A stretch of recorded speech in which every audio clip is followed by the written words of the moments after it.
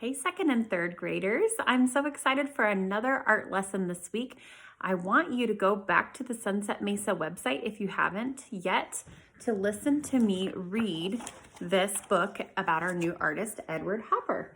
So in the book, we talked a little bit about how he was 6 feet tall by the time he was 12. And that must have made him feel a little bit awkward to be so much taller than everybody else in his class. And that was around the time he started to kind of separate himself and spend more time alone.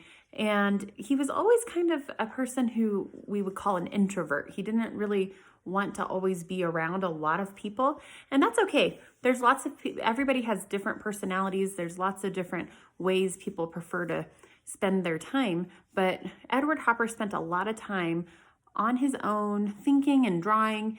And I know that you all are spending a lot more time in your bedrooms and at home than you're used to, because we have this different situation where we're staying home and staying safe. So I know that at least you can relate with Edward Hopper in terms of trying to think of some creative things to do with your time alone.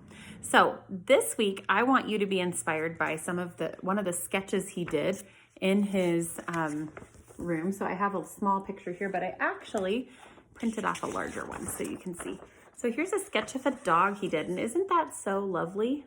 Just a nice, beautiful dog. And I wanted to challenge you to maybe think of how you could create something with your own pet. So I actually have a special guest with me today. He's sitting here right on my lap. Let's see, he's an old man, so hopefully I can get him. But here's my dog, Brutus. Isn't he cute? Hi, Brutus. Can you say hi to my students?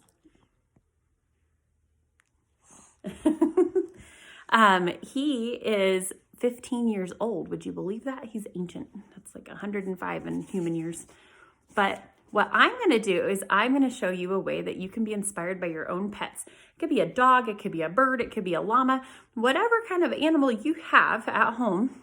You could also create an art piece inspired by Edward Hopper's sketch, but also your very own pet. So you could do a couple things.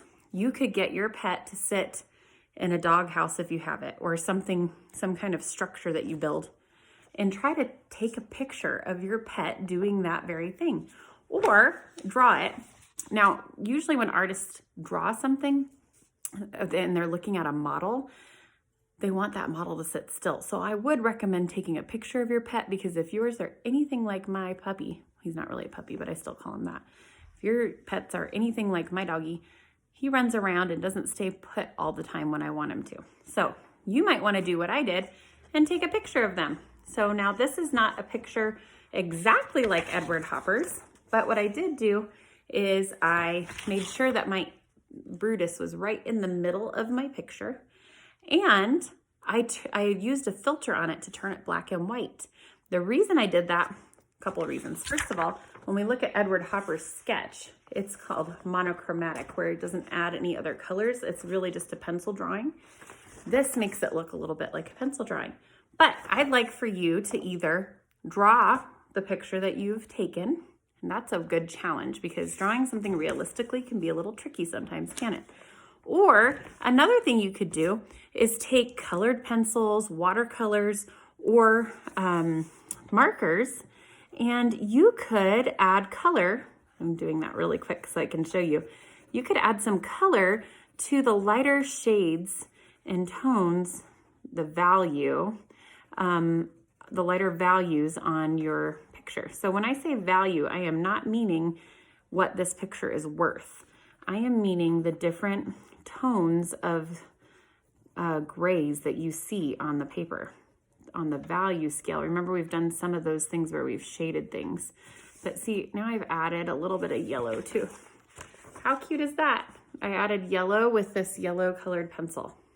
Okay, and so I can add some color, and I know that's not exactly how Edward Hopper did it, but it's fun to take another artist's ideas and create some of our own. So I'm also going to show you, what does it look like if I add some marker?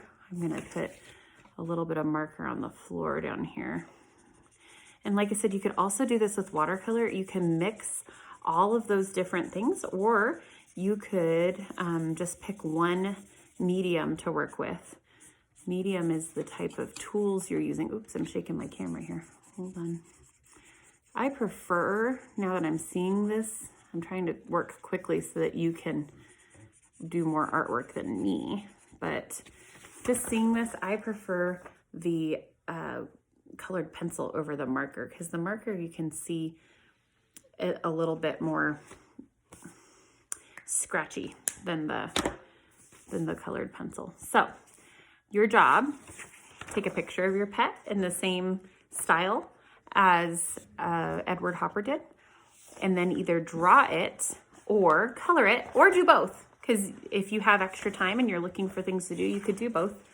If you don't have a pet, you could try to draw Edward Hopper's here that he has, or print this off in black and white and add paint, watercolors, markers, or colored pencils. Okay, so that is your Edward Hopper inspired project for this week. Picture your pet picture. I'm so excited to see all the different animals that you might have at your home. And thanks so much for tuning in. I'm glad Brutus was able to be our special guest today. And I hope you're having a great week. Thanks.